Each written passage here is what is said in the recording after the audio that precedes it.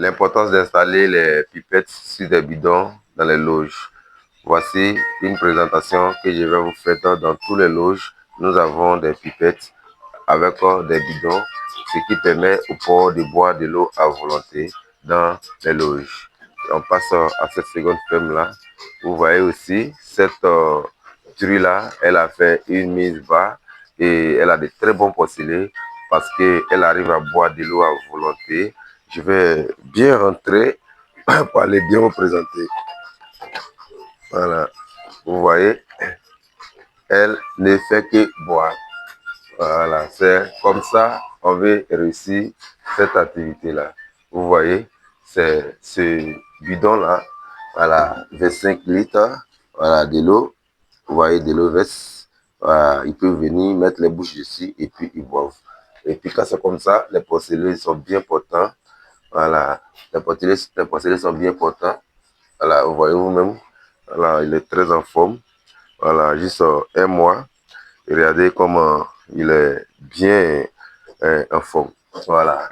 C'était ça dans cette loge-là. Voilà, vous voyez les porcelets qui mangent. Ils apprennent à commencer à manger déjà. Et ça vous assure qu'on ne les a pas encore sévrés. Au bout de 28 jours d'âge, on va les sévrer. Tu vois? Et lui-même, il commence à apprendre à boire dans cette pipette. Ah, il m'a vu, ça va.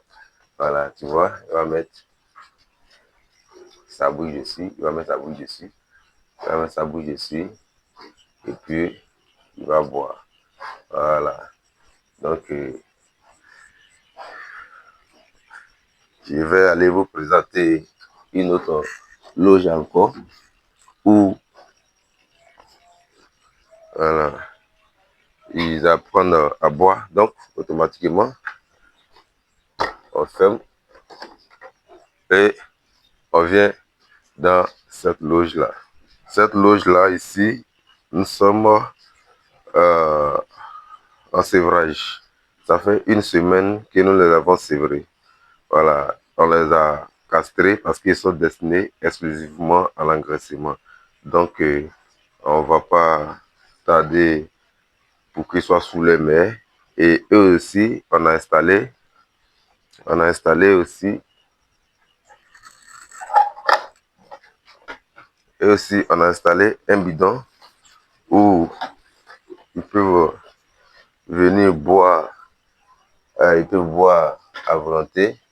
Juste une semaine de sévrage, ils se sont déjà habitués à l'alimentation qu'on leur donne. Voilà, tu vois, ils mettent les bouches, ils apprennent à boire de l'eau à volonté et ils sont en bonne santé, ils sont en bonne forme, ils n'ont pas un souci d'eau.